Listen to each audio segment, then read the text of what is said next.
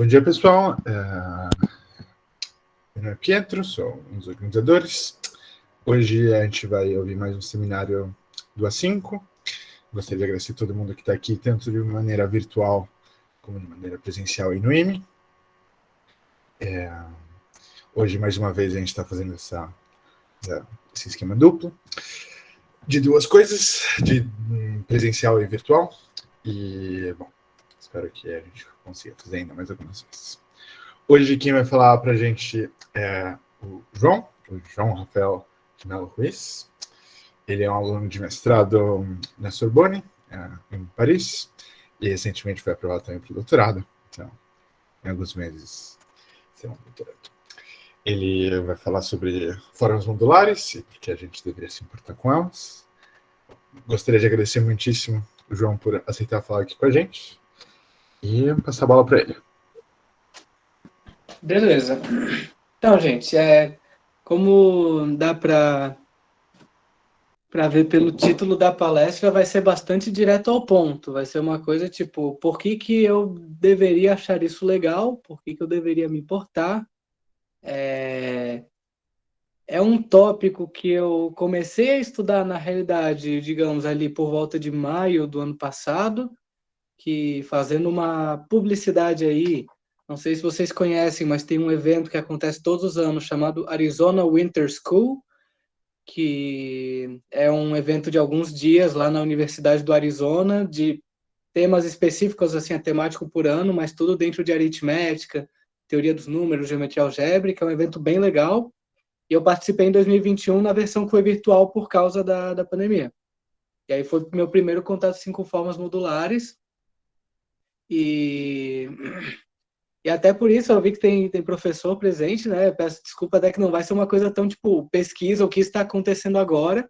Vai ser mais eu tentando vender um pouquinho o peixe de coisas que eu acho muito legais disso, para tentar convencer aí uma ou duas pessoas a estudarem isso também, porque é um negócio que me agrada. E que eu acho que seria legal se mais gente gostasse de estudar. Então, como que está estruturada essa palestra? Ela está em 5 partes. A primeira, eu vou falar um pouquinho de como que isso tipo, apareceu historicamente, porque é uma definição que você olha e você fica meio tipo, tá, é uma definição, mas ela surge de maneira extremamente natural quando a gente estuda um certo tipo de problema. Vou mostrar que a gente pode usar essa ideia de formas modulares para resolver um problema bem pé no chão, um problema tipo que você olha e você pensa, isso é um problema de teoria dos números mesmo.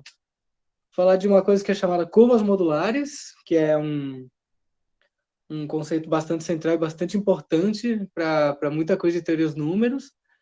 Falar de uma conjectura, que agora é teorema, né, desde o final dos anos 90, muito importante e que relaciona com o último teorema de Fermat. E, finalmente, vou dar assim, 1 minutinho ou 2 de representações de Galois, funções L, coisas mais maneiras, mais divertidas, mas que também não dá tanto para falar demais em uma palestra curta. Mas tentar convencer vocês de que é uma coisa legal. Então, vamos começar com como que apareceu esse problema, esse conceito, essa ideia historicamente. Qual que é o problema que o pessoal estava tentando resolver? Ou a coisa que o pessoal estava tentando estudar? É a parametrização de curvas elípticas sobre os complexos.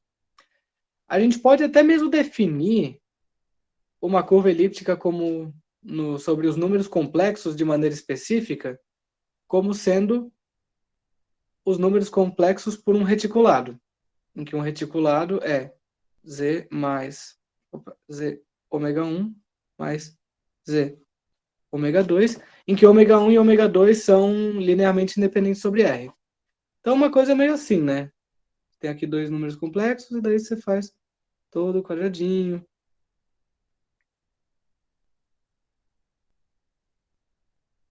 E é isso que é, né, dentro dos números complexos. E a parada nota que, quando você quocienta por isso, você está olhando basicamente um domínio fundamental aqui, em que você está identificando esses dois lados aqui e esses dois lados aqui. Ou seja, topologicamente falando, isso aqui nada mais é do que um toro. Tipo, do ponto de vista da topologia, é só isso. Mas é claro que tem uma estrutura muito mais rica, porque isso daqui é uma superfície de Riemann. Que uma superfície de Riemann, para quem ainda não viu isso, é apenas uma variedade diferenciável, só que ao invés de diferenciável é holomorfo, e é sobre os complexos, e é de dimensão 1. Então é uma variedade holomorfa de dimensão 1, dimensão complexa 1. Por isso o nome superfície, né? Dimensão complexa é o dobro, é metade da dimensão real. Então, a partir de um reticulado dentro dos complexos, a gente consegue obter uma curva elíptica simplesmente fazendo esse quociente. E melhor ainda, porque esse carinha daqui, ele evidentemente também é um grupo abeliano. Então a gente pode falar em morfismos de curvas elípticas. E eu tenho uma notícia muito boa para todo mundo, que é muito fácil saber se existe e quem é um morfismo entre duas curvas elípticas, definidas desse jeito. É simplesmente multiplicação por um número complexo alfa, tal que alfa vezes um reticulado esteja dentro do outro. Dá para ver bem por quê, né? Porque, tipo, o zero tem que ir no zero, então se você multiplica por um número complexo aqui, tem que cair no zero ali. Então, essa é a condição, basicamente. A gente prova isso de um jeito muito fácil, olhando o recobrimento universal, que daí a gente consegue levantar isso daqui para cá, e daí essa composição é isso daqui. E daí, por propriedades do que esse mapa tem que ter, baseado nas propriedades desse mapa, a gente vê que esse mapa daqui tem que ser multiplicação por um número complexo. É bastante direto. E corolário imediato de ver é que um isomorfismo entre duas curvas elípticas é simplesmente multiplicação por um número complexo, tal que um reticulado multiplicado por esse número seja igual ao outro. E por que isso é uma coisa legal? Porque o problema que a gente está tentando estudar é exatamente tipo, vamos estudar então as curvas elípticas sobre os complexos.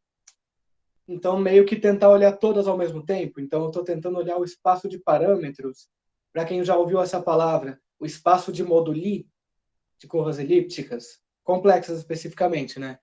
Sobre um corpo qualquer, a história muda um pouco de jeito. Mas o bom é que agora a gente consegue explicar muito bem quem são os isomorfismos de curvas elípticas e quem são, tipo, os parâmetros das curvas elípticas. É simplesmente os reticulados. Então, daí, falando um pouquinho aqui, é só texto de tudo que eu estava falando agora. Então, a nossa conclusão é que as classes de isomorfismo de curvas elípticas complexas estão em bijeção com classes de homotetia de reticulados complexos. Então, começamos a entender um pouquinho. E como a gente está... Vou voltar ali. Como a gente está olhando reticulados, a gente poderia muito bem sempre pegar esse carinha aqui de baixo, esse número complexo aqui de baixo, e multiplicar ele, vamos chamar ele de ômega 1. Multiplicando por 1 sobre ômega 1, fica um carinha da forma 1 e um certo outro número complexo tal aqui, que tem parte imaginária positiva. Então, a gente sempre pode considerar as nossas curvas elípticas como sendo o quociente dos complexos por um reticulado que eu vou chamar de forma padrão, que é essa daqui, em que esse tal é um elemento do semiplano superior, que é simplesmente parte imaginária positiva. Que é isso daqui que eu estava falando agora.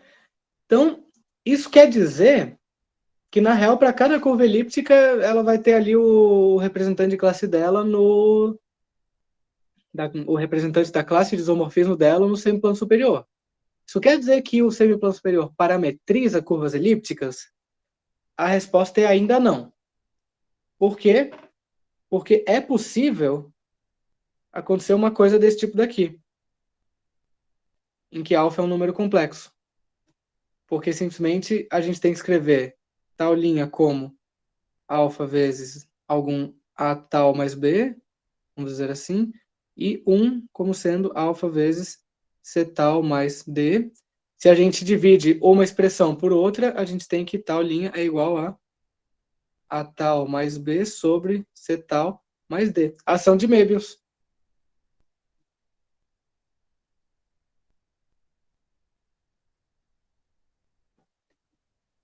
Então, não é simplesmente esse H, esse semiplano que parametriza curvas elípticas.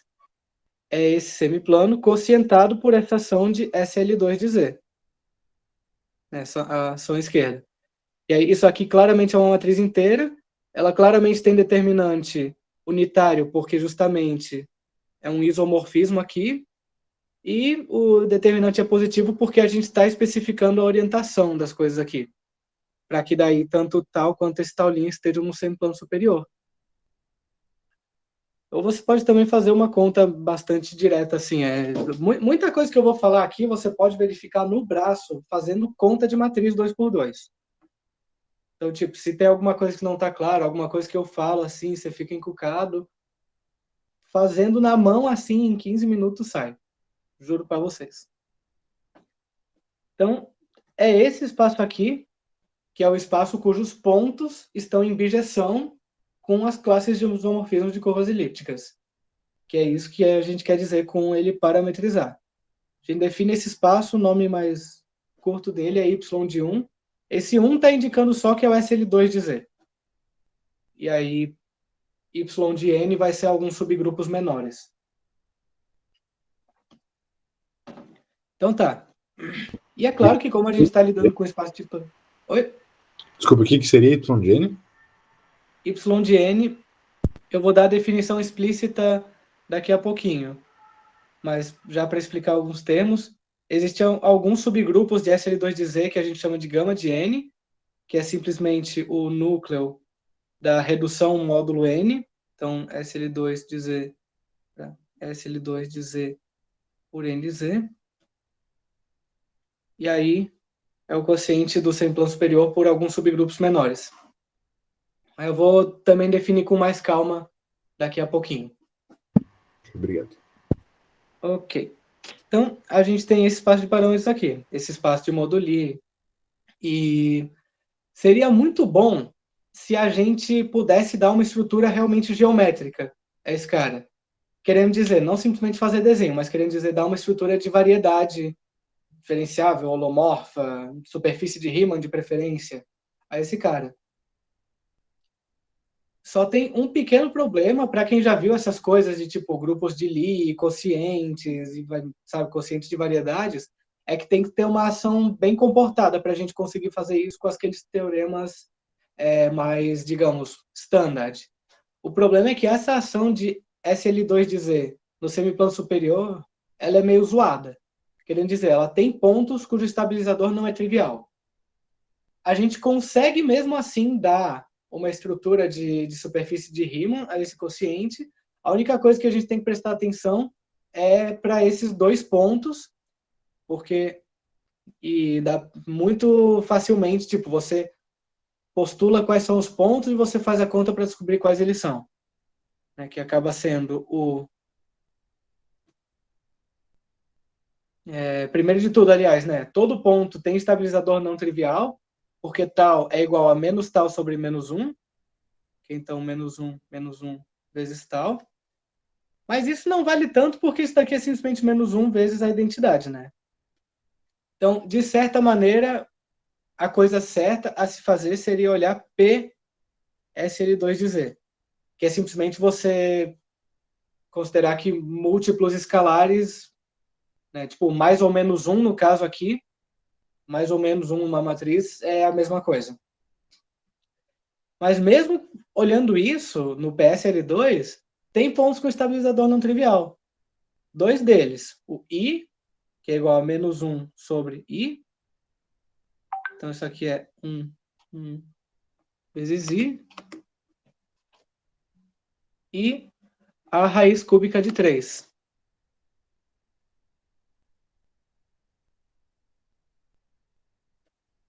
também tem estabilizador não trivial. Então, é literalmente só esses dois pontos aqui que tem estabilizador não trivial, e neles, a única coisa que a gente precisa fazer, o que acontece é como se essa ação estivesse enrolando demais os pontos assim, esses pontos ao redor deles mesmos, então a gente tem que desenrolar tipo um pouquinho mais. E isso a gente faz de acordo com a ordem do estabilizador em cada ponto. Tipo, quantos elementos tem o estabilizador em cada ponto. E dividido por 2, claro, porque lembra, a gente está olhando SL2 de Z, mas o certo seria olhar PSL2 de Z. Que daí tem sempre mais a matriz e menos a matriz, que agem do mesmo jeito. E aí, tentando olhar assim um desenho de o que seria esse cara, a gente tem que entender o domínio fundamental dela, que é simplesmente o conjunto em que você tem exatamente uma classe, um representante de classe, um representante de cada órbita. Que é simplesmente um desenho muito clássico, talvez vocês já tenham visto, que você pega o círculo de raio 1 e você olha a faixa de menos meio até meio. E aí é para cima dela aqui. Tudo isso. E mais, porque como a matriz 1, 1, 1, 0 está lá, isso daqui é simplesmente tal mais 1. Então, tipo, esse carinha daqui também está aqui, também está aqui. A órbita dele cobre tudo isso. E mais, esse cara daqui, ó, menos 1, 1, tá ali. Então, e esse cara menos 1, 1, ele meio que leva um carinha que tá aqui dentro para algum outro ponto que tá fora. Então, por isso que aparece esse círculo e essa faixa aqui de menos meio a meio. É basicamente essas duas matrizes, e porque exatamente essas duas matrizes geram o SL2 de Z inteiro. E daí, só para terminar, então, daí é claro que a gente vai ter que identificar esses dois pedaços aqui. Aqui a gente vai identificar essas duas partes do círculo. E aí, exatamente os pontos que tem estabilizador não trivial vão ser a unidade imaginária cúbica de 1. E daí, fazendo isso que eu mencionei, né, de tipo desenrolar um pouquinho mais nesses dois pontos, a gente tem que esse quociente y de 1 vai ser uma superfície de Riemann. Então, a gente conseguiu, a gente criou um objeto genuinamente geométrico que parametriza classes de isomorfismo de curvas elípticas. Ok. Mas aí você pode me dizer, e com razão, João, muito legal, adorei. Conseguimos resolver o problema que você falou, que formas modulares surgiram no contexto dele, mas você não falou nada de formas modulares até agora. Então, aonde elas aparecem? Propaganda enganosa aí. Bom, elas aparecem exatamente quando a gente vai transformar uma curva elíptica que eu estou definindo aqui, uma curva elíptica complexa, como um quociente, como um toro, quando a gente vai transformar isso em uma equação cúbica. Porque talvez vocês já tenham visto essa definição também, da curva elíptica como uma cúbica. Ela é legal porque ela generaliza um pouquinho, mas eu acho que ela perde um pouquinho dessa origem, tipo, explicitamente geométrica e tal. Então, vamos transformar curvas elípticas em cúbicas. Para isso, se usa um teorema chamado Riemann-Roch. Riemann-Roch, que é um teorema muito lindo, tipo, meu Deus do céu, que teorema bonito. E ele diz basicamente que se você tem uma superfície de Riemann e você diz tipo, eu quero uma função meromorfa nessa superfície de Riemann que tenha polo no máximo de tal ordem e zero no mínimo de tal ordem. O Riemann-Roch basicamente diz tipo, o quanto você consegue solucionar esse problema. Ele te dá a exata dimensão do espaço de soluções aí para essa prescrição. E a coisa incrível é que o Riemann-Roch toma como input essencialmente o gênero. Toma mais coisa, ele toma coisas mais sérias. Mas tipo, a coisa mais importante que o Riemann-Roch toma como input é o gênero da tua superfície de Riemann. O que eu, pessoalmente, acho incrível. Porque Riemann-Roch, então, está nos dizendo que, tipo, o gênero de uma coisa analítica, então, gênero, uma coisa topológica, pode ser deformado de maneira contínua. Então, de certa modo, ele é meio mole. Determina, em algum grau, funções menomorfas, que são uma coisa extremamente rígida. E por rígido, eu estou querendo dizer, se você conhece só um pedacinho ali, um aberto, você estende de maneira única. Tipo, sabe, topologia determinando coisas holomorfas. É uma coisa muito mole determinando uma coisa muito rígida. Eu acho isso incrível. Mas parênteses acabados sobre Riemann-Roch, a gente usa ele para descobrir que esse cara daqui pode ser expressado por meio de uma equação algébrica. Vou escrever aqui a coisa afim, mas isso daqui é uma coisa no espaço projetivo. 140 G6 de lambda. Pronto, esses números aqui em específico não são importantes. Opa, faltou um X aqui. Os números em específico não são importantes. O importante é esse G4 de lambda e o G6 de lambda, em que esses caras são GK de lambda igual a soma, ômega pertence a lambda, de ômega a menos K. E é claro, você não soma o zero, então soma restrita. Aqui. Esse tipo de série é chamado de série de Eisenstein. Eisenstein.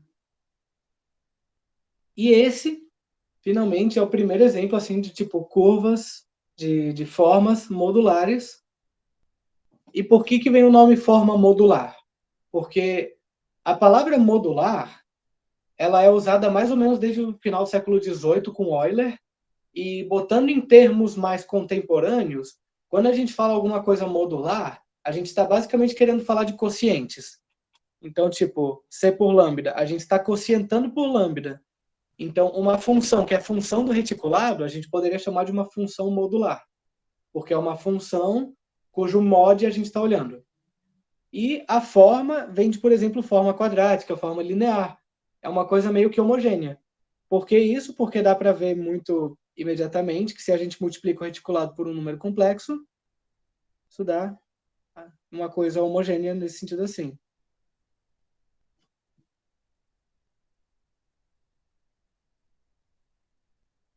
Então, por isso que formas modulares se chamam formas modulares. Salvo o engano meu, séries de Eisenstein foram o primeiro exemplo, tipo, historicamente, das coisas que hoje em dia a gente chama de forma modular. E aí, só para terminar, um pequeno parênteses que a gente vai definir formas modulares como funções de números complexos. Então, aqui vai vir, de maneira bem útil, aquela forma padrão, que é simplesmente a gente vai definir que a série de Eisenstein aqui vai ser GK de Z mais Z tal. Então, só para dizer agora que esse cara daí é uma função do semiplano superior para os números complexos.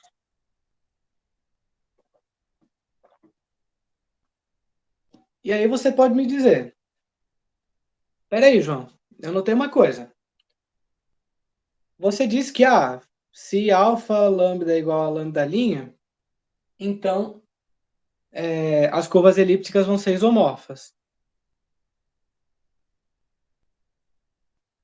Mas se eu botar alfa lambda aqui, vai mudar a equação.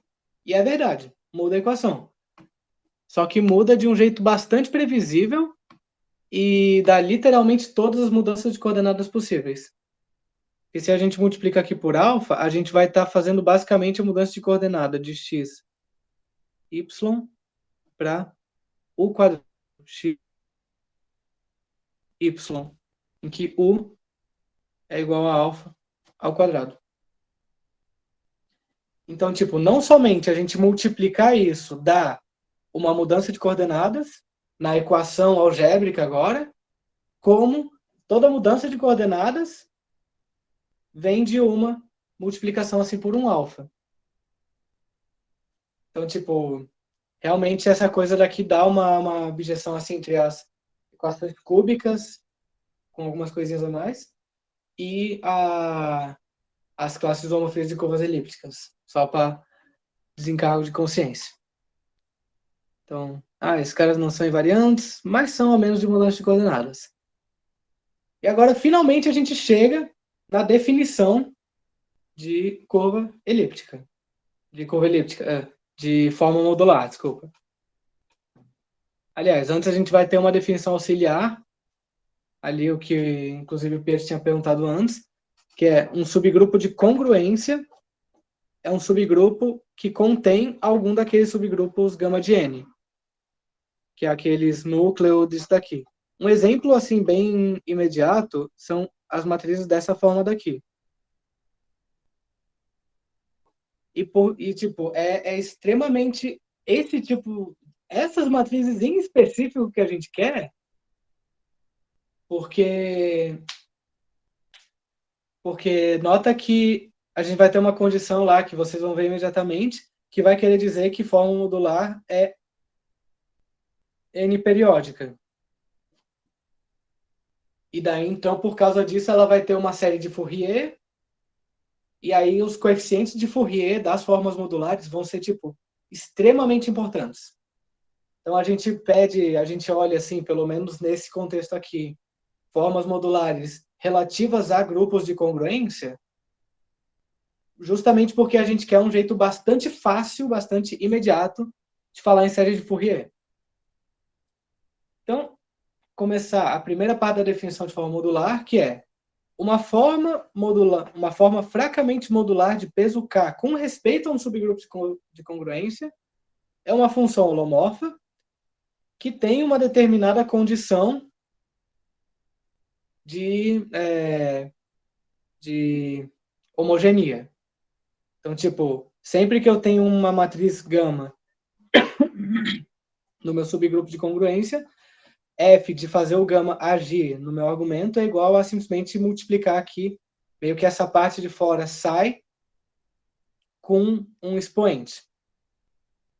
Então, é bastante parecido com o que a gente tinha visto antes, né, de tipo a f de gama ser igual, f de alfa gama ser igual a alfa a menos k f de lambda. Eu acho que faltou um menos k aqui. Enfim. E daí, quando você, tipo, trabalha no braço essa definição aí, né, essas relações e tudo, você vai ver que é literalmente a mesma coisa. Isso daqui. Tipo, que o alfa daqui vai ser o cetal mais D quando você traduz as coisas do jeito mais adequado. Então, tipo, se a gente tem uma forma modular, form, para SL2 dizer, então, essa matriz aqui pertence a ele, então aquela condição de homogeneia imediatamente nos diz que f de tal mais 1 é igual a f de tal. O que imediatamente nos dá uma série de Fourier complexa para ela. É claro que não necessariamente essa série de Fourier complexa vai ser holomorfa. Ela com certeza vai ser meromorfa, mas talvez ela não seja holomorfa. Em que Q é a exponencial de 2πi tal.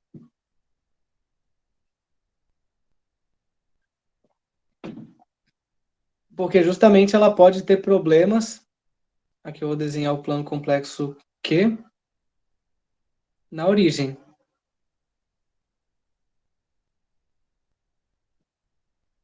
Pronto. E tipo, o que é você?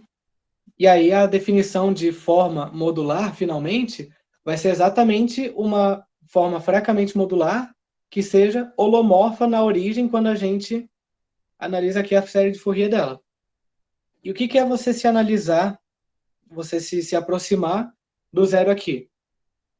É você diminuir o raio. E como a gente está botando aqui 2π e tal, né, na exponencial, isso quer dizer que a parte imaginária desse tal está aumentando.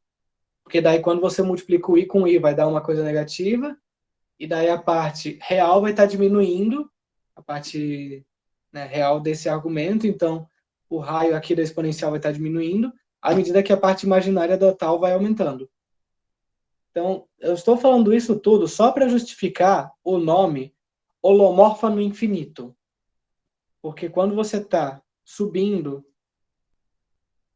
o tal aqui no plano complexo, é a mesma coisa que você está se aproximando da origem aqui, quando você faz essa mudança de coordenadas para a série de... Mudança de coordenadas não, né? Mas quando você aplica essa transformação para a série de Fourier. Outra coisa importante também que vai ser relevante quando a gente falar de formas modulares para grupos menores do que o SL2Z, aqueles grupos de congruência principalmente, é que a gente, tipo, na ação de SL2Z, a gente pode formalmente definir o que é o infinito ali. E daí a órbita do infinito é exatamente todos os números racionais também. Vezes infinito é igual a infinito, união, números racionais. Por que eu estou dizendo isso? Eu estou dizendo isso porque também uma condição, um nome para essa condição que se usa bastante é ser holomorfa nas cúspides. E as cúspides são justamente órbitas de infinito e de números racionais. Como para SL2Z só tem uma, a gente diz que SL2Z só tem uma cúspide. Mas grupos menores vão ter possivelmente mais. E daí uma forma modular para esses caras vai ter que ser holomorfa em todas as cúspides. E aí, finalmente, eu vou dar a definição de forma modular só para SL2Z, porque tem algumas coisinhas técnicas ali nisso que eu falei de holomorfia nas cúspides, que teria que falar um pouquinho mais. E eu estou tentando dar a impressão de que isso é uma coisa muito divertida. Então, vou só dizer que é uma conta que você faz em tipo 15 minutos. E aí, é isso. Então, uma forma fracamente modular de peso K para SL2Z é uma forma modular, genuinamente, se na expansão de Fourier dela, que a princípio, né, pode ser meromorfa na origem, é realmente holomorfa, ou seja, N0 igual a zero.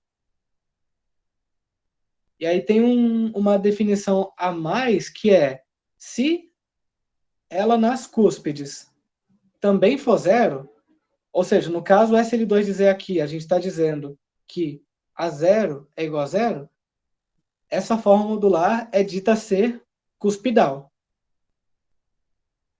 Às vezes também se usa o nome parabólica. Mas o que eu vejo com um pouquinho mais de frequência é cuspidal. Então, eu espero ter conseguido fazer entender que, olha, formas modulares são um bagulho que surge na natureza e cuja definição não é absurda, pelo menos. Talvez você leve 5 minutos para se acostumar, para ficar tipo, ok, realmente, talvez você precise abrir a conta para ver que realmente é uma coisa natural e bem possível de trabalhar, mas eu acho que todo mundo aqui está convencido de que, ok, não é nenhum absurdo. Vamos agora para a próxima parte, que é usar isso para resolver um problema extremamente pé no chão, que é o problema dos quatro quadrados. Seja n igual a um número inteiro. De quantas maneiras podemos, se é que podemos, escrever n como soma de quatro quadrados? É uma pergunta bem de teoria dos números, né? Porque a gente está olhando n igual a quadrado mais b quadrado mais c quadrado mais d quadrado. E a gente pode, por exemplo, definir a variedade disso contido no Z4. E aí, a gente quer saber, né, tipo, a quantidade de soluções desse cara. Então, é uma pergunta muito de teoria dos números, tipo, a quantidade de soluções inteiras de uma certa equação. Até de geometria algébrica também, né? Como sugere a linguagem que eu botei aqui. Então, é bem a carinha de pergunta de teoria dos números. E eu vou basicamente dar os passos de maneira geral, como a gente vai fazer, dizendo que cada passo você pode olhar no livro do Diamond Shurman para fazer as contas, ou melhor ainda, tentar fazer essas contas, porque elas são bastante edificantes. E que daí a gente vai ver daqui a pouquinho mais coisas mais legais. Não tenho horas demais para falar tudo. A gente começa definindo um número R de NK, que é o número de maneiras de escrever N como K quadrados.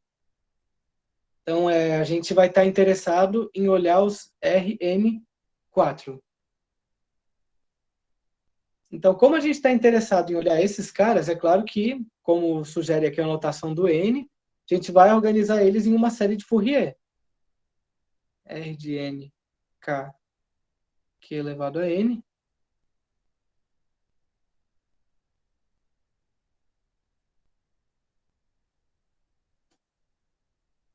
E aí eu organizo todos eles em uma função geradora, simplesmente uma série de Fourier por comodidade. E a notícia muito boa que eu tenho para vocês é que esse cara é uma forma modular de peso 2 com respeito a um determinado subgrupo, que eu chamei aqui de gama teta, que é gerado por essas matrizes aqui. Então é quase ali o SL2 de Z, mas ele não tem aquela matriz menos 1, 1, então não é o SL2 de Z inteiro. Ele é um carinha menor, ele é um subgrupo de congruência, ele contém gama de 4. E aí a coisa muito boa é que o espaço de formas modulares de peso 2 com respeito a esse subgrupo, que a gente denota assim, M2 de gama teta, então, formas modulares de peso 2 com respeito a esse subgrupo, esse espaço daqui tem dimensão complexa 2. E daí, então, a gente define geradores explícitos para esse cara, que é a gente chama de correções da série de Eisenstein, que é G22 e G24, como séries explícitas mesmo, a gente sabe todos os coeficientes delas. De tal forma que, então, θ4 é igual a G22 mais B G24. E como a gente sabe os coeficientes de cada uma dessas explicitamente de quando a gente define elas, a gente só calcula tipo os 2 ou 3 primeiros coeficientes disso, porque lembra, os coeficientes de Fourier desse cara são esses caras aqui, que é muito fácil tipo encontrar para n pequeno. Então a gente calcula ali os 2 ou 3 primeiros coeficientes, resolve o sistema linear 2 por 2 e encontra que finalmente θ4 vai ser menos 1 sobre π quadrado vezes esse G24. E aí, como a gente conhece explicitamente os coeficientes desse cara, e os coeficientes desse cara é o que a gente quer saber, tá imediato que a gente vai concluir.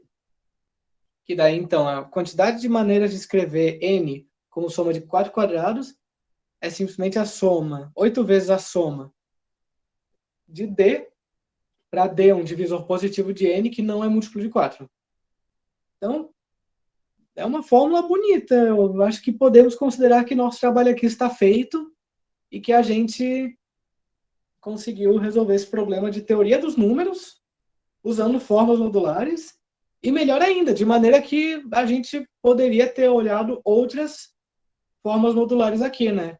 Θk, poderíamos ter olhado θ8, θ16, e, de fato, para outros números assim vai dar talvez uma conta mais difícil, talvez não dê para fazer a conta, mas assim, para alguns números em especial, 8 e 16, literalmente a mesma sequência de passos consegue generalizar esses dois casos aqui.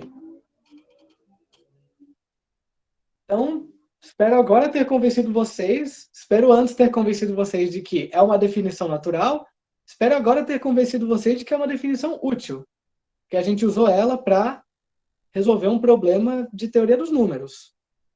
Até agora, mais alguma pergunta? Eu esqueci de falar, mas vocês podem me interromper à vontade. Ok, continuemos.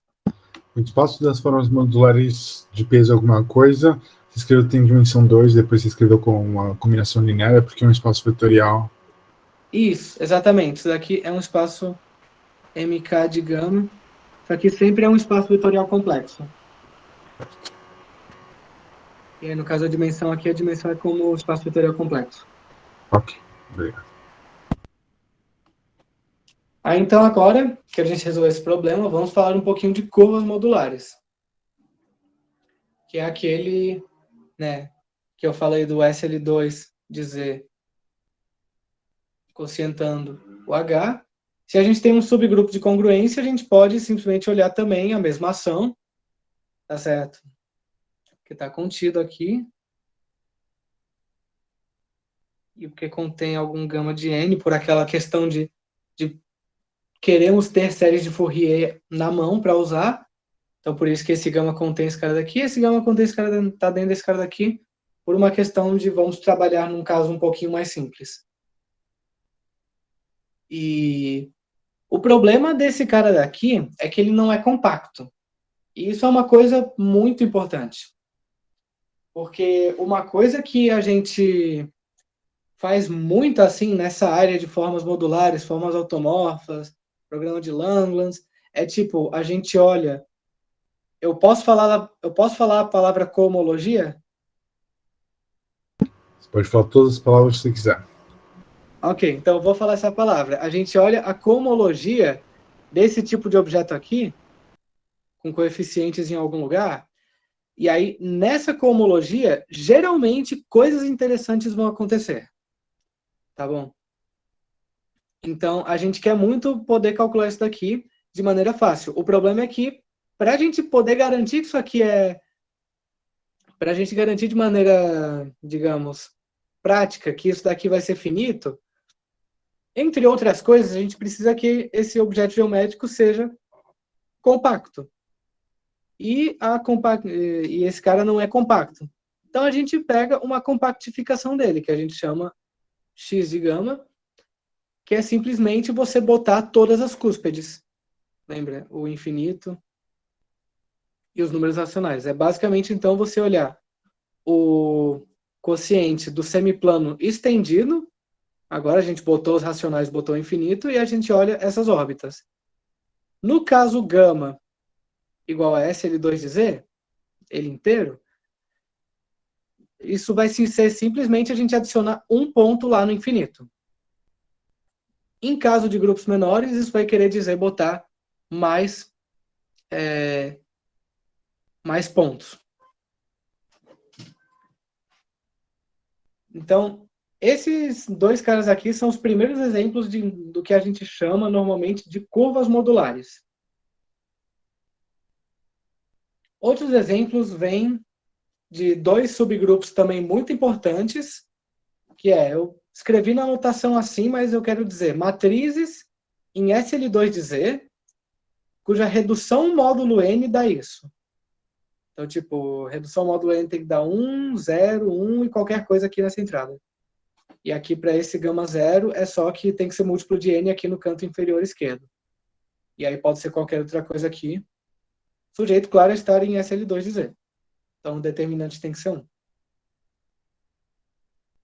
Mas esses dois subgrupos de congruência aqui, eles são muito importantes e a gente já vai entender por que eles acabam sendo importantes.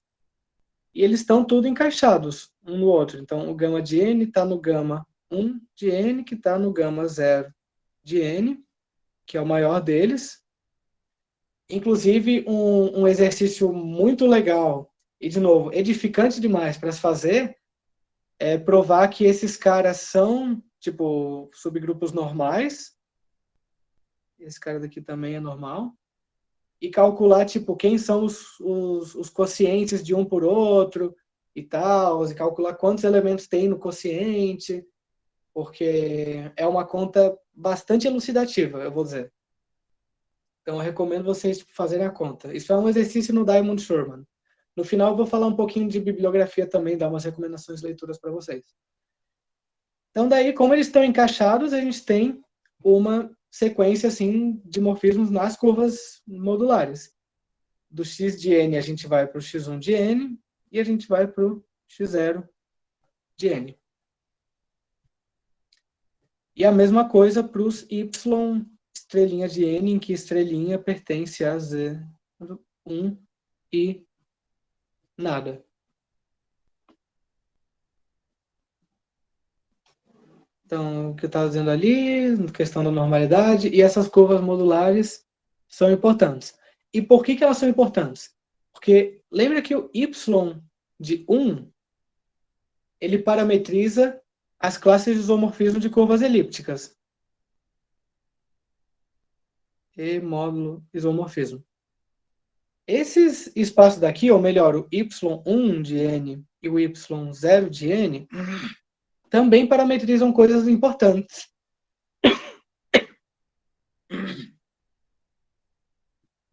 Que é, para quem já viu curvas elípticas, isso está associado também com o pareamento de Weyl, que vai aparecer agora. Para quem nunca viu curvas elípticas nada na vida, esqueça essa frase que eu disse agora. E, primeiro, o y de n é um espaço que parametriza curvas elípticas munidas de 2 pontos de n torção, ou seja, n vezes p é igual a zero, tais que o pareamento de Weyl, que é como se fosse um produto interno, com algumas propriedades um pouquinho diferentes, mas podemos pensar como a coisa mais próxima de um verdadeiro produto interno que a gente tem numa curva elíptica. E o pareamento de Weyl deles é uma raiz primitiva da unidade. É basicamente dizendo, eles são LI, eles não são próximos demais. Módulo, uma relação de equivalência que é composta de isomorfismo que manda os pontos nos respectivos pontos, né? Como se fosse um isomorfismo de espaços topológicos pontuados. Então, y de n parametriza isso, que é claramente muito importante para o pareamento de Weyl. O y1 de n parametriza curvas elípticas munidas de simplesmente um ponto de n torção, módulo uma relação de equivalência também, que, de novo, manda o ponto de uma no ponto da outra. Então, você vê que simplesmente o esquecimento de um ponto aqui dá o morfismo que a gente está querendo, e você faz a conta aí com essas correspondências e tal, e vê que, tipo, realmente aquele morfismo que eu falei lá induzido por essa inclusão aqui é o morfismo que é induzido aqui pelo esquecimento do primeiro dos pontos. E, finalmente, o y0 de n parametriza curvas elípticas munidas de um subgrupo cíclico de ordem n módulo relação de equivalência. E, de novo, esse morfismo daqui, induzido pelo simplesmente o subgrupo cíclico gerado por P, é o induzido por aquele cara lá de antes. Então, essas curvas modulares são mega importantes. Um pequeno parênteses aqui de que elas são, então, curvas, eu estou falando o tempo todo, né, dimensão complexa 1, e elas se generalizam em dimensões maiores para uma coisa chamada variedades de Shimura.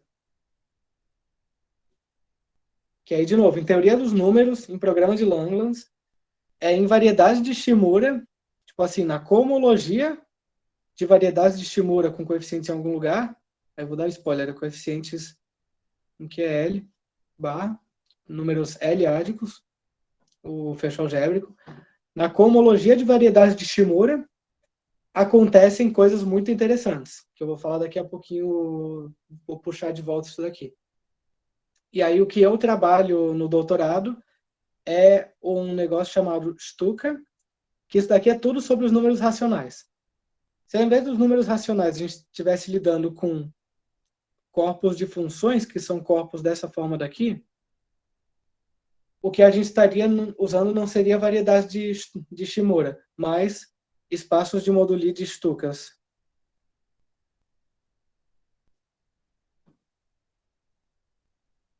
E aí, de novo, tudo que eu quero muito fazer envolvendo o doutorado é olhar a cohomologia dos espaços de moduli de Stukas, ou dos campos que parametrizam, dos stacks que parametrizam Stukas. E aí é exatamente aquele, o problema do meu doutorado é exatamente aquele de que esse y de 1 não é compacto, então a gente compactifica ele. É basicamente esse passo aqui, só que no contexto de corpos de funções, meu doutorado. Pronto, expliquei meu doutorado em 2 minutos, vamos continuar a palestra. Agora a gente vai falar do chamado teorema, hoje em dia teorema, antigamente conjectura, de modularidade. Que aí aqui o enunciado já diretaço, que é, se a gente tem uma curva elíptica, cujo invariante J, que é simplesmente um invariante da curva elíptica, é um número racional. Então, existe sobrejeção na curva elíptica vindo de algum x0 de n. Inclusive, como a curva elíptica é um grupo abeliano, isso daqui se factoriza pelo jacobiano da curva. O jacobiano é simplesmente a menor variedade algébrica, que também é um grupo abeliano, e que contém a tua curva que tu está olhando. O jacobiano de uma curva é basicamente isso. Então, daí ele fatoriza aqui por isso.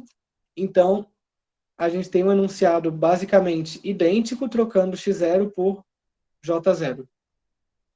Por que isso se relaciona com o último teorema de Fermat? Isso se relaciona com o último teorema de Fermat porque uma equação da forma AP igual a BAP mais CAP, que você faz aquela redução ali, né, fatorizando o expoente para cair em expoentes números primos, uma solução disso vai dar origem a uma determinada curva, que é a chamada curva de Frey. E o pessoal, com o tempo, tipo, esse cara, né, se eu não me engano foi esse cara, o Frey, que descobriu aí essa curva e começou a investigar propriedades dela, e o pessoal descobriu que, pera, primeiro de tudo, essa curva de Frey é um tipo de curva chamado semistável, é uma curva elíptica, semistável, e dois, ela não pode ser modular. Uma curva elíptica ser modular é uma curva elíptica que tem isso daqui, que tem esse tipo de sobrejeção. Ah, e claro, né, o invariante J da curva de Frey é um número racional, porque você define explicitamente e o invariante J tem uma fórmula para ele. E aí é bastante imediato ver que o invariante J da curva de Frey é um número racional, que a curva de Frey é semistável, é um pouquinho menos imediata, é mais difícil, e que ela é não modular também não é extremamente fácil, mas tipo, o pessoal descobriu que, pô, beleza. Então, se a gente provar essa conjectura daqui, que na época que era conjectura, era conhecida como conjectura de Taniyama-Shimura também, mesmo Shimura das variedades, então acabou. E aí, Wiles e posteriormente, né, aquela correção Taylor-Wiles provaram o caso de curvas elípticas semi-estáveis.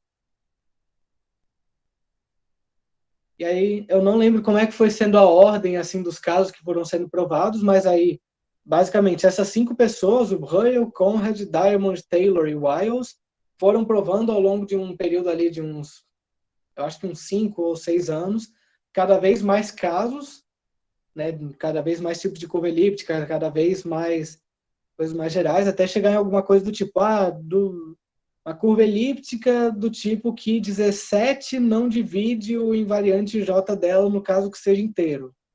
Umas condições extremamente específicas assim. E aí, eventualmente, os caras conseguiram provar para literalmente toda a curva elíptica com invariante J racional. E esse foi, tipo, digamos assim, o ápice de muitos anos de matemática. Foi realmente um marco do tipo, pô, agora a gente sabe esse teorema e a gente provou ele. Uma coisa muito legal. Tá bom. Vimos essa conjectura e como se relaciona com o último teorema de Fermat. Agora eu vou falar de 2 tópicos assim um pouco mais en passant, mas que são igualmente muito legais, que são funções L e representações de Galois. Começando com funções L. Opa. Aquilo é só o que eu tinha dito, né, do jacobiano, x0 de n. Então, se a gente tem uma curva elíptica, a gente pode definir uma função L associada a essa curva, que é simplesmente olhando quantos pontos... Opa, não é... Quer dizer, aqui está certo, aqui que não, né? Seria número de E de Z por NZ. A quantidade de pontos que essa curva tem módulo N. Isso daqui, inclusive, você pode pensar como o número de pontos do espaço projetivo, da reta projetiva, em Z por NZ. No caso que isso aqui é corpo, é óbvio. No caso que N não é primo, um pouquinho menos direto, mas também, enfim, isso daqui está basicamente dizendo o quão distante a tua curva está, em termos de quantidade de pontos, de ser a reta projetiva, módulo aquele número inteiro. E, ao mesmo tempo, se a gente tem uma forma modular, a gente pode definir uma função L associada a ela, simplesmente pegando os coeficientes de Fourier. Eu estou falando função L, função L, função L, isso é simplesmente uma série que você está botando aqui n elevado a menos s. Então, por exemplo, a função zeta de Riemann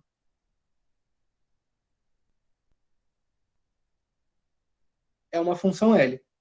Funções L, na vasta maioria das vezes, é o que a gente, digamos, até espera de funções L, é que elas se escrevam como um produto de fatores primos, vamos chamar aqui de XP, P'.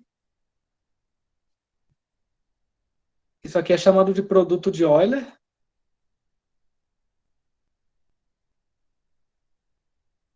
Então, daí é um produto infinito, indexado pelos números primos. Sempre que a gente tem uma igualdade desse tipo daqui, a gente diz que a gente está escrevendo como um produto de Euler.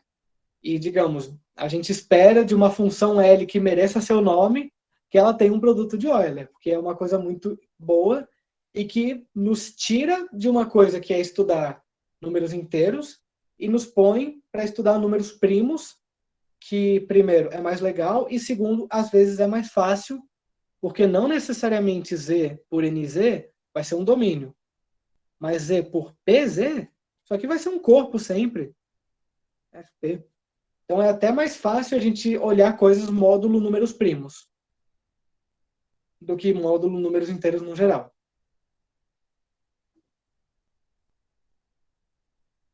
E aí, já que a gente definiu uma forma, né, uma função L para cada uma dessas coisas, a gente pode se perguntar, ok, quando será que a gente tem uma igualdade desse tipo?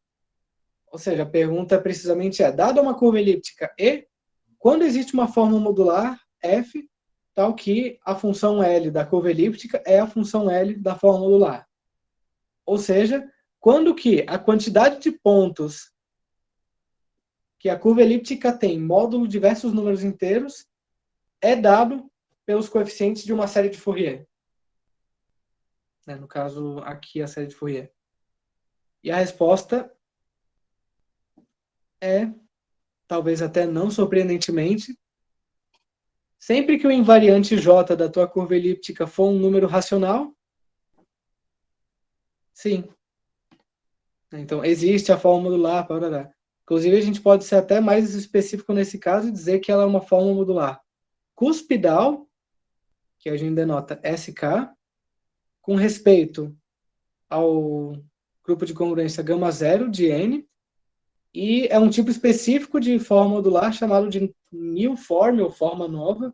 Não sei como é que se traduz para português, se a gente fala new forma, que é basicamente que todos os espaços de formas modulares estão meio que contidos um no outro, e daí, indexados aqui com respeito a esses subgrupos, e daí new form quer dizer que ela realmente aparece em algum sentido pela primeira vez para esse subgrupo. Tipo, não tem nenhum subgrupo, eu acho que é maior, nenhum subgrupo maior que tenha essa forma modular. Em essência, não é exatamente isso, mas é quase isso. Oi? João, desculpa interromper, calma aí, rapidinho. Vocês estão me ouvindo? Tô. Você consegue comentar um pouquinho melhor? Perguntaram aqui na sala o que é esse invariante J associado a uma curva. Que é o invariante J? Ok, pronto. Tá. Então, o que é o invariante J da curva? Então, vamos voltar aqui que tem um espacinho. Ele é um invariante numérico dela, que inclusive quando a gente escreve uma equação 4x ao cubo mais ax mais b, tem até uma fórmula em função desse a e b, e é simplesmente eu nunca vi assim uma interpretação, digamos, imediata, intuitiva, com desenhos do que é uma invariante J, mas o que eu posso te dizer? Ele é um número complexo, imediatamente, e que, inclusive, ele dá uma bijeção com os números complexos. Então, tipo, para todo J complexo, existe uma curva elíptica E, tal que J de E é o J, e também J. E ele realmente parametriza esses caras. Então, duas curvas elípticas são isomorfas, C e somente C, elas têm o mesmo invariante J. E aí, para inclusive conectar lá com o começo da palestra, nota que isso aqui, o próprio invariante J, nos diz que os números complexos são um espaço de modulinho, um espaço que parametriza as classes de isomorfismo de curvas elípticas. O problema maior é que o invariante J, ele não é a coisa, digamos, mais bem comportada do mundo, eu diria. E daí, tipo, eu vejo que, de maneira geométrica, assim, o espaço de parâmetros que a gente olhou agora, né, com aquele quociente, o semiplano superior, tudo, tem muito mais interpretação geométrica do que esse invariante J. Ele acaba aparecendo apenas como, tipo, uma ferramenta que a gente usa de vez em quando, um pouco técnica até, para dizer, ó, tem esse invariante que, se a gente provar que os dois são iguais para essas duas curvas, elas são isomorfas. Foi um comentário satisfatório o suficiente? Querem mais? Foi satisfatório, sim. Obrigado. Tá bom. Então, continuemos.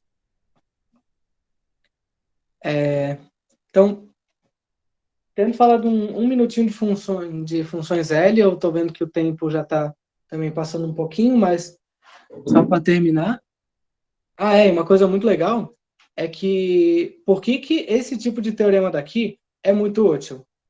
Porque tem uma conjectura, que talvez você já tenha ouvido falar, que é de Burchard, Swinnerton, Dyer, que é aquela que, uma das conjecturas que você ganha $1 milhão se você resolver, que é basicamente, isso daqui é uma função complexa, né? Ambas elas. Então a gente pode falar na ordem em S igual a 1, que tem uma singularidade ali. E, além disso, a curva elíptica, ela é um grupo abeliano, né? Sendo um coisa. Então a gente pode falar no posto dela. Então, posto da curva elíptica. A conjectura de Burchard, Swinnerton, Dyer é de que essas duas coisas são iguais.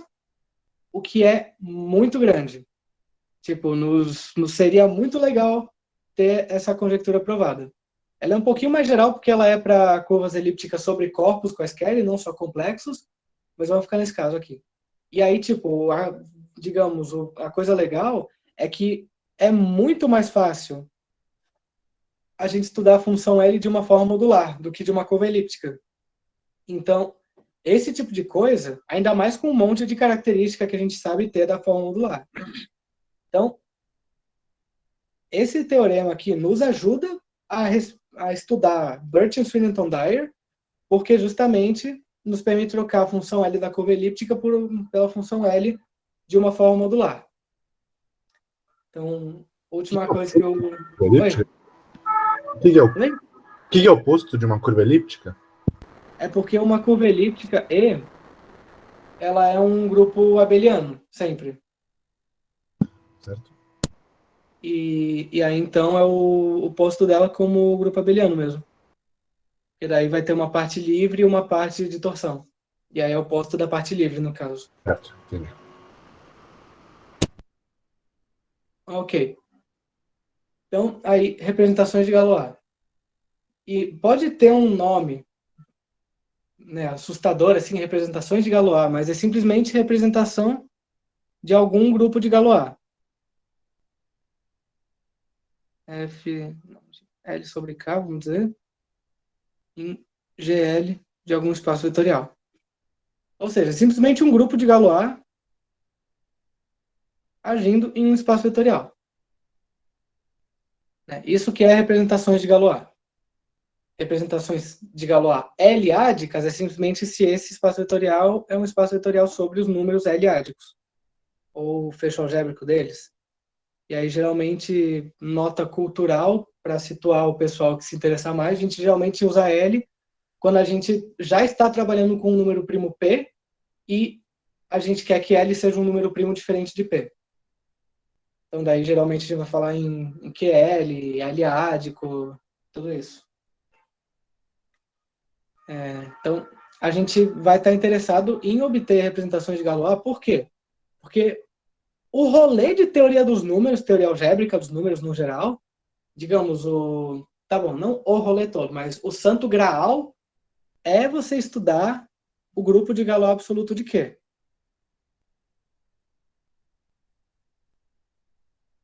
Tipo, isso é o objeto, não me lembro quem foi que disse, mas algum matemático também bem importante disse que esse é o objeto mais interessante da matemática. E então a gente quer muito estudar ele. E um jeito de você estudar o grupo de Galois de um cara é um grupo no geral, na realidade, é você olhar representações dele. E para você olhar representações de um grupo, um jeito muito frequente também é você fazer o teu grupo agir em um objeto geométrico. E aí, se ele age no objeto geométrico, ele age na cohomologia desse objeto geométrico. Eu já vou botar aqui coeficiente Kelly Barman. Ou seja, ele te dá representações de Galois. E daí, se você está olhando, né, num certo HI, em algum grau específico da cohomologia, você tem imediatamente uma representação de Galois de dimensão finita. Então, é por isso assim que a gente olha essas coisas da cohomologia e tudo, porque é um jeito muito prático de a gente conseguir representações de Galois. E fazendo um objeto, né, como esse agir em um objeto geométrico é bastante fácil, porque você basicamente faz ele agir nas coordenadas. E aí, no caso aqui, a gente não está olhando na cohomologia, a gente está olhando no módulo de Tate, que é simplesmente o grupo de Galois absoluto, ele age na torção de ordem PAN. E aí, então, se a gente toma o limite em todos esses n's, a gente vai ter que o grupo de Galois age, e essa é a definição do módulo de Tate mesmo, no limite de todas essas torções.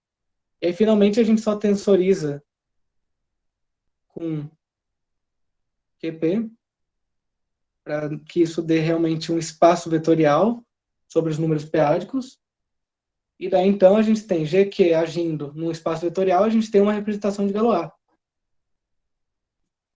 Então, para curvas modulares, em específico assim, especialmente, né, para aquela x1 de n, a gente faz isso usando, tipo, aqui a gente pegou uma representação de Galois que veio de uma curva elíptica.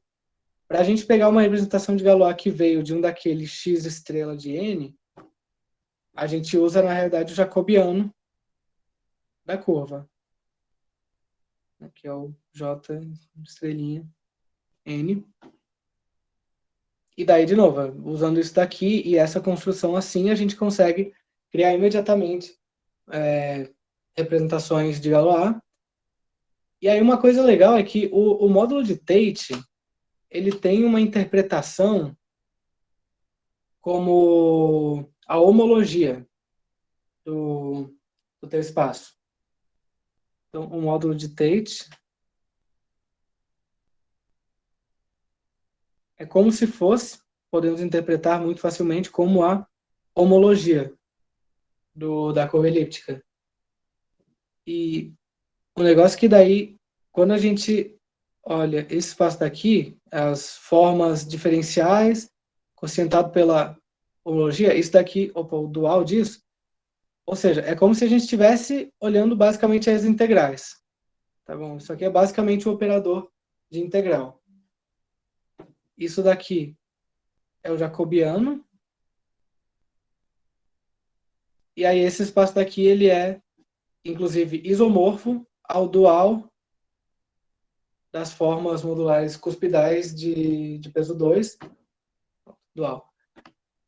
Então, tipo, por isso que para muitas coisas assim que Opa, não é exatamente isso, mas enfim. Então é por isso que para muitas coisas assim de quando a gente está trabalhando com representações de Galois e pegando representações de Galois, a gente pega a representação de Galois associado a uma forma modular cuspidal de peso 2. Porque daí a forma modular cuspidal de peso 2, ela literalmente é uma forma diferencial, tipo a f de tal, você simplesmente põe um d tal na frente, e aí isso vira uma forma diferencial, porque mesmo com a mudança de coordenadas, a mudança de coordenadas vai ser incorporada pela aquela coisa de ela ser homogênea. Então, é uma conta muito bonita mesmo, inclusive. Tipo, que você vê acontecendo na sua frente, tipo, nossa, o fato de ser forma modular de peso 2 é o que permite ela ser uma verdadeira forma diferencial, porque daí a mudança de coordenada vai ser absorvida ali pela coisa modular. Então, daí a gente sempre olha, sempre não, na realidade, mas a gente começa, no caso mais simples, pelo menos, olhando representações de Galois associadas a formas modulares de peso 2. Inclusive, é uma das coisas que eu vou comentar ali de leitura. E, enfim, a última coisa que eu vou falar, eu vou pular um pouquinho uma outra coisa, mas que não é tão importante assim. Isso aqui vocês podem só ignorar, que já está bastante tempo passado. Mas, basicamente, se a gente tem um elemento de Frobenius do grupo de Galois absoluto, ou seja, né, um elemento que meio que vem de uma extensão ciclotômica, um elemento que vem de um automorfismo de uma extensão ciclotômica, então o determinante disso, ou seja, esse polinômio cujas raízes vão ser os autovalores do Frobenius, ele pode ser escrito dessa forma aqui, como um polinômio quadrático, em que esse coeficiente daqui veio de uma determinada certa forma modular. E esse aqui é apenas um tipo de caractere específico. E isso é muito bom, porque então a gente pode fatorizar esse polinômio assim, e você pode inclusive obter esse tipo de polinômio assim de muitas maneiras para curvas elípticas. E esse alfa e beta, que vão ser aí os recíprocos dos autovalores do Frobenius, eles vão te dar muita informação sobre a tua curva. Então, por exemplo, a quantidade de... se a tua curva elíptica ela foi definida originalmente sobre um cofinito FQ.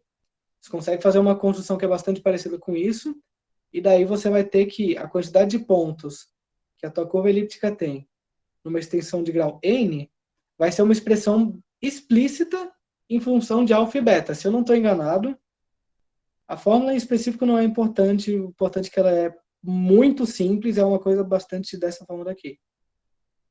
Tipo, alfa a n mais beta a n sobre alfa mais beta. Tipo, é uma expressão muito simples. E vocês se surpreenderiam com a quantidade de coisa de teoria dos números que é simplesmente contar quantos pontos racionais determinada curva tem em extensões sucessivas de corpos finitos. Então, tipo, para você encontrar esse alfa e beta, basta você fatorizar esse polinômio, e daí, é claro, estudar esse tipo de polinômio torna-se muito importante. E daí a gente volta, inclusive, naquilo que eu tinha falado antes, de funções L e produtos de Euler, porque isso daqui, esses determinantes, vão se tornar os fatores locais, alguns fatores locais, querendo dizer, quase todos, sempre a menos de um número finito de números primos, vão se tornar os fatores que a gente chama de locais do produto de Euler. Então, tipo, meio que tá tudo muito relacionado uma coisa com a outra, de um jeito muito legal, sabe? Que você tem, tipo, umas 3 interpretações para cada coisa, e você vai puxando assim, vai virando uma bola de neve. E eu espero ter convencido vocês de que é uma coisa divertida, que é uma coisa legal. Claro que é muito difícil explicar mesmo alguma coisa, né, em um pouquinho mais de uma hora, mas como disse um professor meu, se você foi num seminário e você entendeu tudo, foi perda de tempo. Então eu espero no mínimo ter passado a vibe mesmo, espero que vocês tenham tipo pego a vibe e se animado de estudar um pouquinho isso e de procurar saber mais. E para vocês, né, incentivar mais ainda vocês, Eu tenho algumas referências, algumas recomendações de leitura. Digamos, o livro padrão, assim, para você começar a aprender isso, é esse do Diamond Shurman, A First Course in Modular Forms. É um livro muito bem escrito, que faz contigo todas as contas, e o que ele deixa de exercício são coisas que você consegue fazer e que é edificante você fazer. Esse livro do Daniel Bump, Automorphic Forms and Representations, ele é um pouquinho mais avançado, mas ele também é muito bem escrito e cobre tópicos muito legais. Esse paper do Pierre Deligne, Forme modulaire et représentation élatique, do Seminário Bourbaki, ele é lindamente escrito, ele é maravilhoso, em que ele prova uma conjectura chamada conjectura de Ramanujan, né? Usando aquela coisa que eu tinha falado de formas modulares de peso 2, representações de Galois, e é um paper muito bonito. Esse livro-texto aqui, do Goro Shimura, Automorphic Functions and Number Theory, é um livro, na realidade, um fascículo, assim, um proceedings de uma conferência, que principalmente as primeiras 12 páginas, mais ou menos, motivam a teoria de formas automorfas e funções automorfas, que é uma pequena generalização de forma modular, que é simplesmente uma coisa que não é necessariamente holomorfa, motiva muito bem, de maneira linda, e de um ângulo que eu não tive tempo de abordar aqui, que é com teoria de corpos de classe, e o Jugendraum do Kronecker, e o teorema de Kronecker-Weber. Então é mais uma motivação, tipo, de por que é uma coisa muito natural de se estudar e muito importante para a teoria dos números, que aqui, né, no comecinho desse fascículo ele motiva lindamente bem. Então essas seriam as minhas recomendações de leitura aí para todo mundo.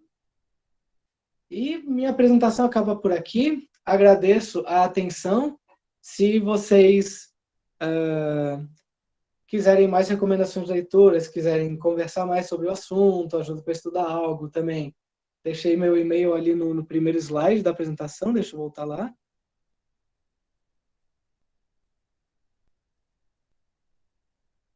E abro para perguntas, então. Bom, então, para estrear as perguntas, eu acho que eu tenho uma pergunta. Uhum.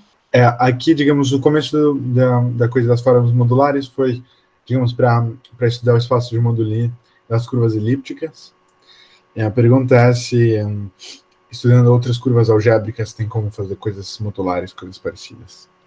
Aqui, bom, as curvas.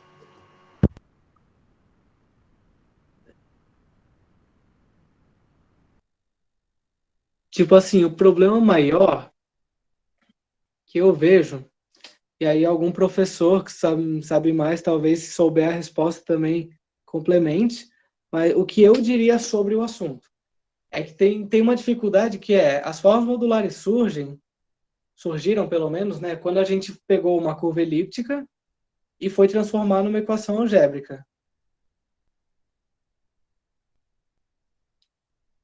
O problema é que outros tipos de espaço de moduli, tipo, sei lá, né, curvas elípticas a gente chama de M11, é esse espaço. MG seriam as curvas algébricas de gênero G. Esse espaço ele tem uma propriedade muito legal, no caso nos números complexos, né? M1 de C, especificamente. Tipo, para os números complexos ele tem uma propriedade muito legal, que ele é uma variedade algébrica, com todos os direitos e deveres de variedade algébrica. O problema é que se a gente só tirar os números complexos e dizer, tipo, curvas elípticas no geral, já deixa de ser uma coisa, tipo, digamos, uma variedade algébrica, deixa de ser até mesmo um esquema. Tipo, o moduli de curvas elípticas já não é um esquema. Tem que comprovar que ele não pode ser um esquema. Inclusive, isso digamos, uma das motivações para se definir coisas um pouquinho mais gerais, que são os espaços algébricos e os stacks, que surgem, né, tipo, para estudar 3 tipos de problema, basicamente, que é moduli de curvas, que mais? Fibrados vetoriais e quocientes que não têm uma estrutura de variedade. Então daí eu não vejo assim de maneira muito imediata como outros moduli de curvas nos dariam assim formas modulares, coisas modulares. Tenho certeza que é possível fazer, eu só vou ficar devendo tipo como em específico. Certo, muito obrigado.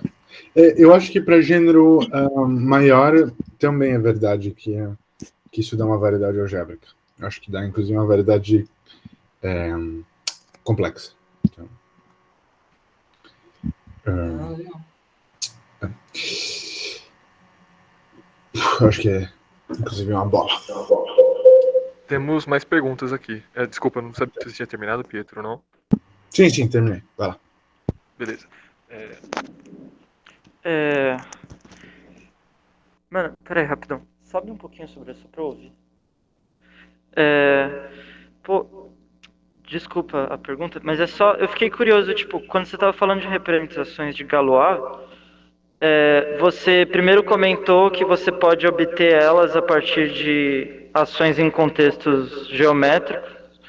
E depois, tipo, você pega a ação geométrica e olha para o mapa induzido na homologia, vai ser uma ação na homologia, ou cohomologia, sei lá. E depois você falou dos módulos de Tate, onde você usou uma, tipo, você fez uma construção mais explícita, né? Tipo, ainda vendo uma ação geométrica a princípio, nos pontos da curva, mas você olhou para o grupo de torção e tudo. Eu fiquei curioso para saber se os módulos de Tate vêm de alguma homologia, do jeito que você descreveu, ou se é só uma construção mais explícita mesmo. O módulo de Tate de uma curva elíptica, ele tem, eu não lembro se ele é isomorfo ou se ele só tem uma interpretação muito fortemente, mas eu acho que ele é até isomorfo a literalmente ao primeiro grupo de homologia da curva elíptica, acho que com coeficientes inteiros. Eu vou ficar devendo, tipo, exatamente como é essa interpretação, mas eu sei que ela existe. Se você quiser, tipo, pede pro Pietro me passar o meu contato para você, você chama, eu te mando exatamente, porque eu sei que tem uma pergunta no Math Overflow, eu acho, que é exatamente, tipo, explicando por que o módulo de Tate é o primeiro grupo de homologia. Mas eu lembro que é uma interpretação bastante explícita, tipo, com as cadeias, e daí você olha as integrais, e tudo isso. Ou talvez seja ZP aqui. Faz mais sentido ser desse ZP. Mas tipo, o módulo de Tate, ele é interpretável como explicitamente a homologia da curva elíptica. Então, não acho que seja exatamente coincidência que a gente costume usar o módulo de Tate para conseguir representações de Galois no contexto de curvas elípticas ou variedades abelianas. Entendi, maneiro.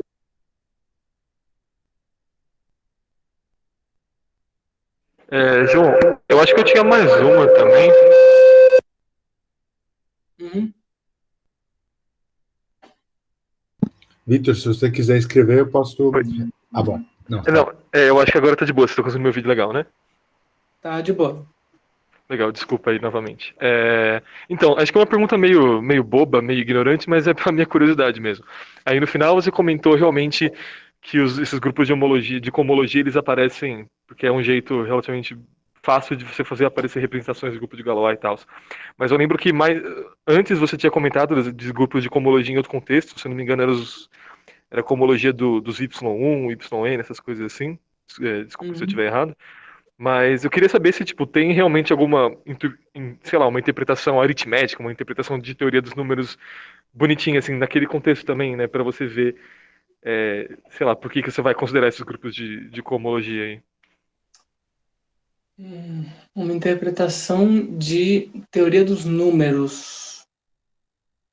É que depende do que você quer dizer com teoria dos números, porque para mim, a essa altura, representações de Galois, tipo, representações de Galois, pensa, grupo de Galois absoluto dos números racionais. Então, isso para mim já é bastante teoria dos números. E especificamente aqui, inclusive, nesse Bocan, tem bastante coisa que relaciona com coisas que eu acho que todo mundo aqui vai concordar que é teoria dos números, que é de Class Field Theory e o Jugendtraum e o teorema de Kronecker-Weber, que tipo, tem várias coisas aqui que tipo, tudo está relacionado, e tudo está relacionado também com formas automorfas e funções automorfas. E, tipo, daí as representações de Galois que aparecem do lado coisas automorfas vão ter implicações muito grandes em coisas de class field theory e generalizações de class field theory, na verdade, né? Porque podemos, inclusive, dizer que o programa de Langlands é uma grande generalização de class field theory. O programa de Langlands, uma das coisas dele é justamente pegar as formas automorfas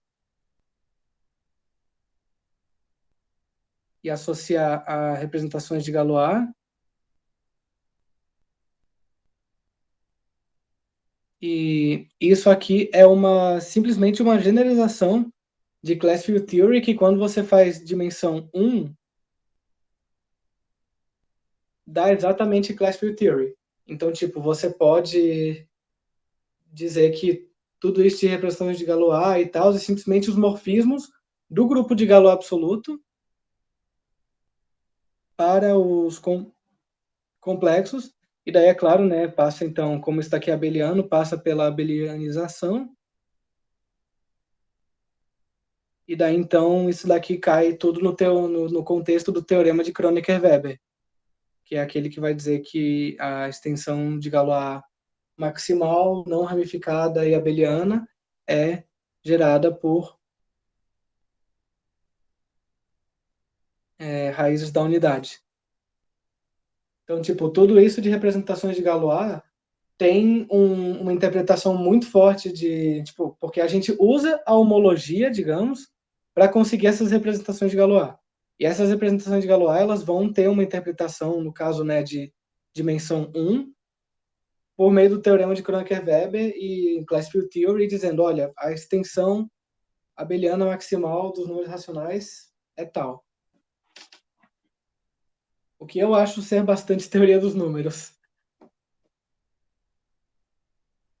Não, perfeito, fez todo sentido mesmo. Obrigado, respondeu perfeitamente. Mais alguma pergunta? Eu tenho uma pergunta, cara. Fala. Ai, meu Deus, basta, vai vir pergunta difícil. Que nada, mano. Na verdade, é uma pergunta que eu chuto que o Math Overflow saberia me responder, mas perguntar pra alguém que tem mais conhecimento, né, mano? Enfim. É o Math Overflow e não o Math Stack Exchange, isso já... Não, pô, mas, cara, a gente tá falando do João, né? Enfim. A primeira pergunta é, tipo, você sabe se... É uma pergunta que não tem muito a ver, sinceramente, né? Mas, tipo, você sabe se esse lance que vocês estavam comentando, tipo, a homologia ser o módulo de Tate e tal, se generaliza para tipo, qualquer curva e o jacobiano dela? Saca? Tipo, a homologia da curva complexa é isomorfa ao módulo de Tate do jacobiano. Saca? Não sei se você sabe se isso é verdade ou não. É um chute. Eu não sei se isso é verdade. A primeira coisa assim que eu olharia é explicitamente assim essa interpretação do módulo de Tate como a homologia, porque tipo, é o módulo de Tate da coisa com a homologia da mesma coisa. Então, talvez, não sei se, tipo, como você está olhando a homologia da curva e o módulo de Tate do jacobiano, talvez coloque um obstáculo a mais aí para você interpretar isso. Aí eu tenho a impressão de que pode muito bem se generalizar para a dimensão, não necessariamente para a dimensão maior, mas para gênero maior, na real, né? Justo. Só um comentário então, a que eu resposta lembrei oficial agora. eu acho que funciona. Não, justo. O que vocês falaram da homologia do módulo de Tate, eu acho que tem no Silverman, na parte de curvas elípticas sobre C. Pelo menos tem algo nessa direção mesmo, tipo homologia ao módulo de Tate. Enfim, a outra pergunta que eu ia fazer é, quando você fez lá, você anunciou lá o teorema da modularidade, você sabe se tem como generalizar aquilo para tipo dimensão mais alta? né? Porque você começou a falar de variedade Shimura, então, sei lá, você troca a curva modular para variedade Shimura, troca a curva elíptica, não sei, para variedade abeliana, não tenho a menor ideia do que você faria. Mas, tipo, se esse tipo de teorema existe enunciado e se as pessoas realmente procuram algo, se tem a ver com generalizações para a dimensão maior dessas coisas, né? Não sei. Então, tipo, até onde eu sei, a generalização de curva modular para variedade Shimura não é 100% na mesma direção, tipo, não anda 100% junto da generalização de curva elíptica para a variedade abeliana. Claro que os dois você vai usar tipo, constantemente, mas não é tão direto quanto essa relação entre curvas elípticas e curvas modulares. Então, assim, eu não me lembro de jamais ter visto um enunciado assim, né, em dimensão maior. Pode ser que exista, mas é uma coisa que eu pessoalmente desconheço. É do alto, assim, do meu apenas 2/3 de mestrado feito, então pode ser muito bem que exista e eu ainda não tenha visto, simplesmente. Mas eu ainda não vi. Uhum, justo. Não, beleza. Valeu, mano. Tem mais alguma pergunta? Se não, eu agradeço o João mais uma vez pela ótima palestra que ele fez pra gente e pela disponibilidade com o tempo. Esses dias estão bastante loucos e o João tem uma tese de mestrado a escrever. Bom, obrigado, João, por arranjar esse tempo pra gente. E espero que você no futuro possa fazer mais seminários pra gente.